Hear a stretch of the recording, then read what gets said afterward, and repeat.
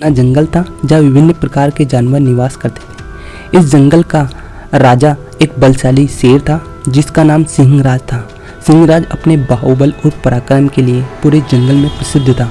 उसके डर से सभी जानवर उससे दूरी बनाकर रहते थे। शेर को इस बात का अहंकार था कि वह सबसे शक्तिशाली और अजय है, वह कभी किसी से नहीं हार सकता। जंगल में शेर के अलावा और भी बहुत से जानवर रहते थे, जैसे हिरन, खरगोश, हाथी और बकरी। इसमें से एक बकरी का नाम गोमती था।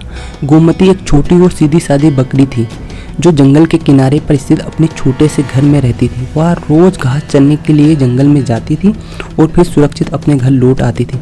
गोमती बहुत ही शांत और समझदार थी, लेकिन उसमें बहादुरी और चतुराई कूट कूट कर भरी हुई। शेर और बकरी की पहली मुलाकात। एक दिन सिंहराज शिकार के लिए जंगल के किनारे पर आया था। कई दिनों से भूखा था, उसे कोई शिकार नहीं मिल रहा था।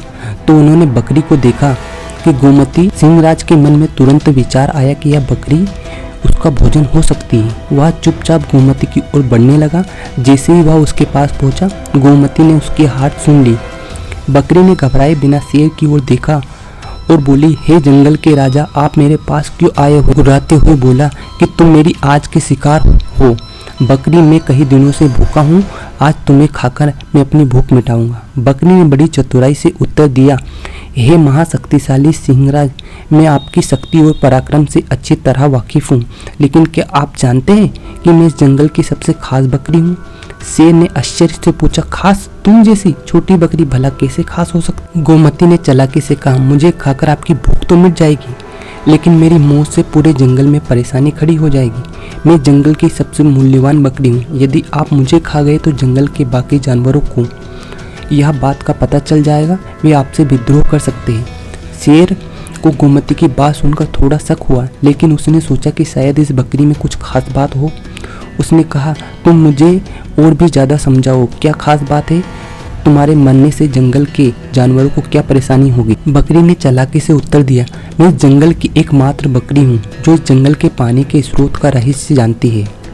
अगर मैं मर गई तो कोई भी जानवर उस स्रोत तक नहीं पहुँच पाएगा और पूरे जंगल को पानी की कमी हो जाएगी। आप जानते हैं कि पानी के बिना कोई भी जीवित नहीं रह सकता। बात समझ में आई। अगर बकरी सच कह रही है तो उसे मरने से पूरे जंगल में हाहाकार मच जाएगी। उसने सोचा कि शायद बकरी को अभी मारना सही नहीं है। उसने बकरी से कहा, ठीक है, मैं तुम्हें अभी खाऊंगा नहीं, लेकिन अगर आप झूठ निकली तो मैं तुम्हें कभी। गोमती ने राहत की सांस ली और कहा, मैं आपको सच बता रही हूँ राजा, आप मेरा विश्वास कीजिए, मुझे थोड़ा समय दीजिए। मैं आपको पानी के स्रोत तक ले जाऊंगी, लेकिन इसके लिए मुझे 2 दिन का समय चाहिए। ठीक है, तुम्हारे पास 2 दिन का समय है। अगर वापस नहीं आई तो मैं तुम्हें खा जाऊंगा।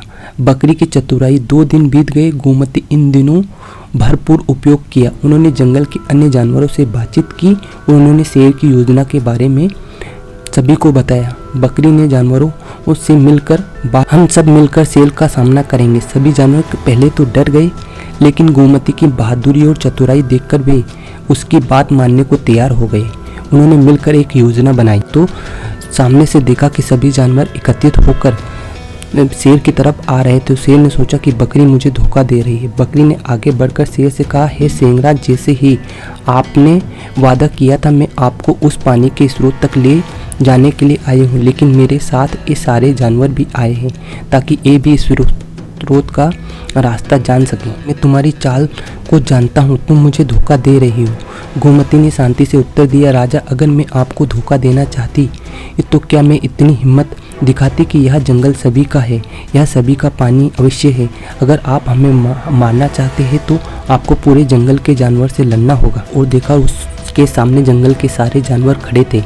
उसकी आंखों में आत्मविश्वास था।